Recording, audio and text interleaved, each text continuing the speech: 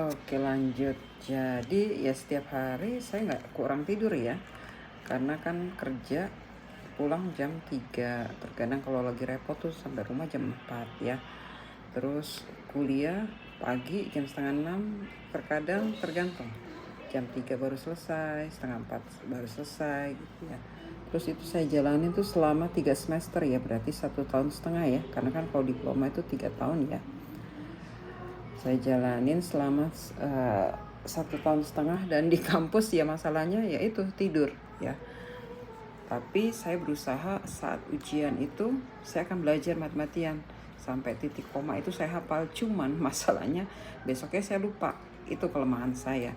Saya mati-matian ujian karena kan saya biar gimana saya nggak mau nyontek ya.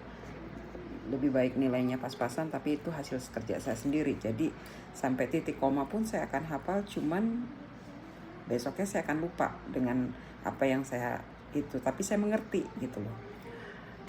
Terus saya jalan itu sampai 1,5 tahun. Akhirnya saya dipanggil sama dosen pembimbing Bu Emil.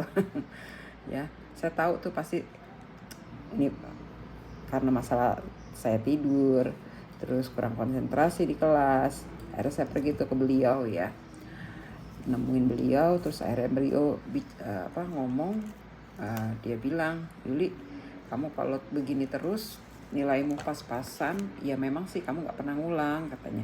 Karena kan saya juga sadar kalau misalnya ngulang pasti saya akan bayar tuh ya, per mata pelajaran kan cukup lumayan ya.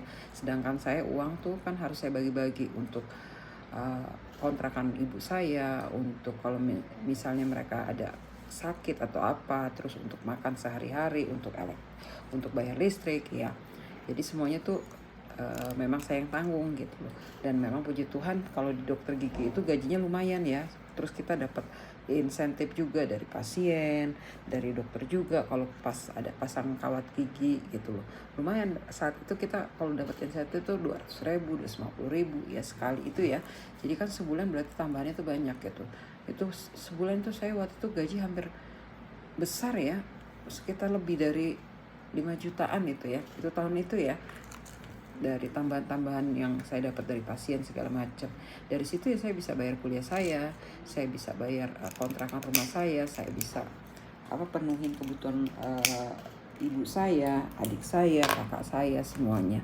Ada Ibu Emil tuh panggil, dia bilang gini, kalau kamu seperti ini terus Yuli, banyak tidur di kelas, nggak konsentrasi, nilai pas-pasan, Ibu yakin kamu nggak susah akan nyari kerja kalau nanti kamu lulus dari sini, dia bilang gitu. Oke, lanjut.